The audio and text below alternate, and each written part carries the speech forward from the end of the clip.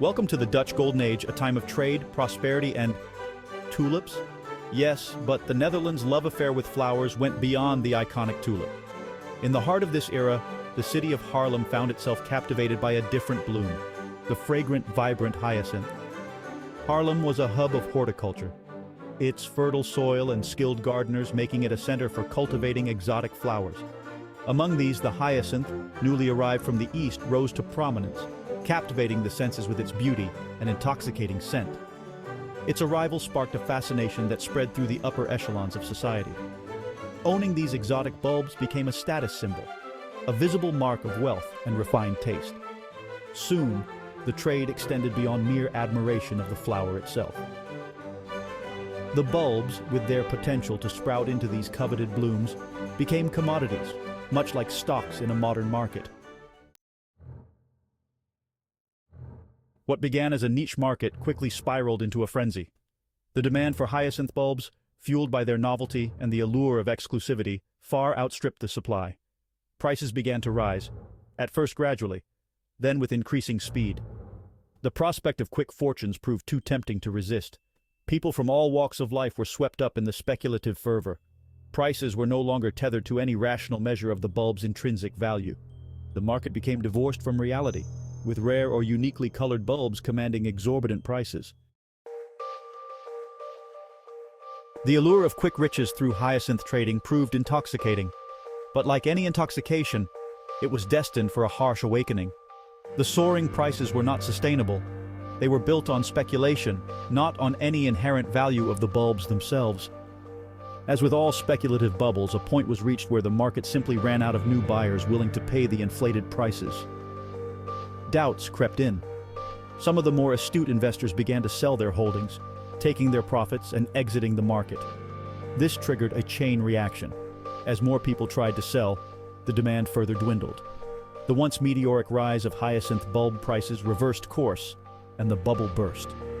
Prices plummeted just as rapidly as they had risen, leaving a trail of devastation in their wake. Many found themselves holding bulbs worth a fraction of their purchase price. The dream of easy riches had evaporated, leaving behind financial ruin and a market flooded with depreciated bulbs.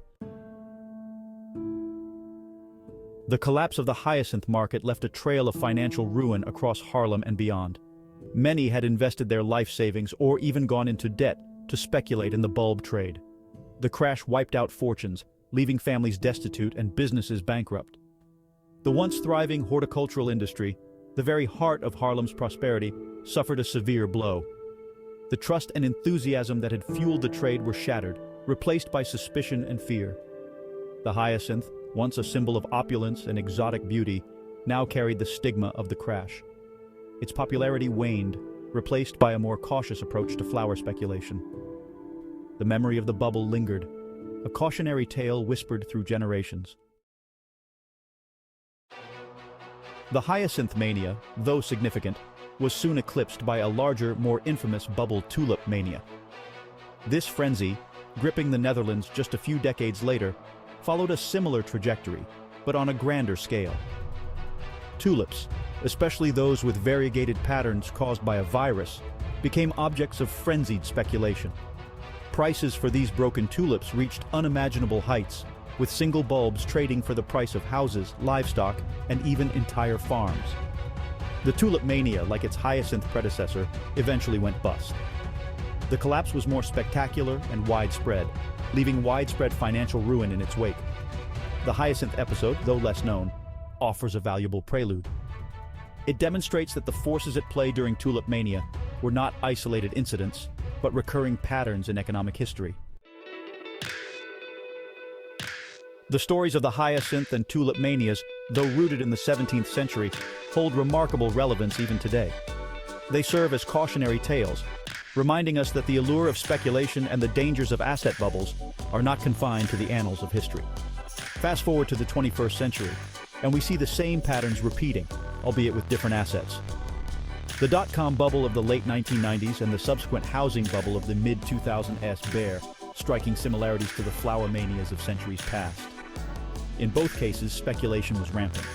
Investors, fueled by hype and the fear of missing out, piled into internet stocks and housing, driving prices to unsustainable levels. The internet boom was driven by the promise of a revolutionary new technology, while the housing bubble was underpinned by the belief that real estate prices could only go up. As with the hyacinth and tulip bulbs, the bubble eventually burst, leading to sharp price corrections and widespread financial distress. The parallels between the flower manias of the 17th century and the asset bubbles of the 21st century are striking. They underscore the timeless nature of human behavior in the face of speculative opportunities. One common element is the role of easy credit. During the Dutch Golden Age, Amsterdam's sophisticated financial system provided ample liquidity, allowing people to borrow against their existing assets to invest in hyacinth and tulip bulbs. Similarly, the dot-com and housing bubbles were fueled by readily available credit, with low interest rates and lax lending standards encouraging excessive borrowing and risk-taking. Another shared characteristic is the role of information asymmetry. During the flower manias, information about market prices and the availability of bulbs was often limited and unreliable, creating opportunities for insiders to profit at the expense of less informed investors. In the modern era, information asymmetry persists, albeit in different forms. Perhaps the most fundamental similarity between the speculative bubbles of the past and present lies in the realm of human psychology. Humans are by nature susceptible to greed and fear, emotions that can cloud judgment and lead to irrational behavior, especially in the context of financial markets. The allure of quick riches, the fear of missing out on a potentially life-changing opportunity, and the herd mentality that drives people to follow the crowd can all contribute to the formation and inflation of asset bubbles. During the hyacinth and tulip manias, as well as in the dot-com and housing bubbles, these psychological factors were clearly evident. People from all walks of life, blinded by the prospect of easy money, suspended their disbelief and poured their savings into assets that were rapidly appreciating in value. They ignored warning signs, rationalized their risky behavior, and convinced themselves that this time is different, a dangerous illusion that has fueled countless speculative bubbles throughout history. The term irrational exuberance, coined by economist Robert Shiller, perfectly captures the sentiment that pervades speculative bubbles. It describes a situation where market participants become so caught up in the excitement and optimism of the moment that they lose sight of underlying economic fundamentals. This detachment from reality is a hallmark of asset bubbles, from the hyacinth mania to the dot-com boom.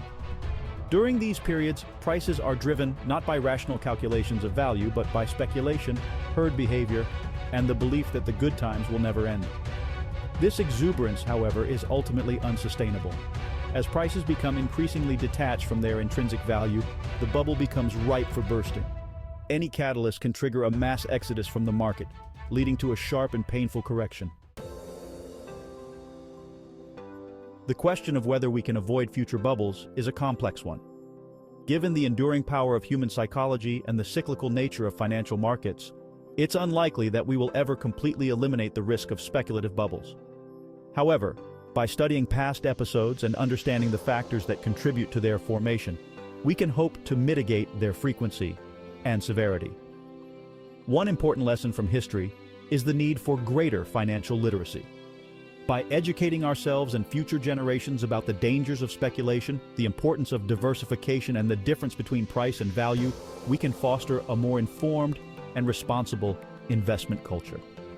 Another crucial step is for regulators and policymakers to remain vigilant in identifying and addressing potential bubbles before they grow too large.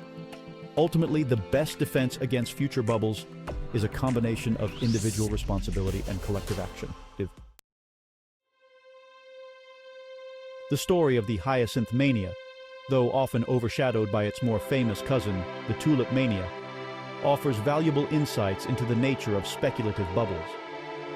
It serves as a reminder that the allure of easy riches and the dangers of herd mentality are timeless phenomena. While we may no longer be trading flower bulbs for exorbitant sums, the same psychological and economic forces that drove the hyacinth mania are still at play in today's markets. The dot-com bubble, the housing crisis, and even the recent frenzy surrounding cryptocurrencies are all testament to the fact that we haven't fully learned the lessons of the past. By studying these episodes, understanding the factors that contribute to their formation, and recognizing the warning signs of speculative excess, we can hope to make more informed investment decisions and avoid repeating the mistakes of the past. The hyacinth, once a symbol of extravagance and folly, can serve as a cautionary bloom, reminding us of the importance of prudence, the dangers of speculation, and the enduring power of human nature to shape the course of financial history.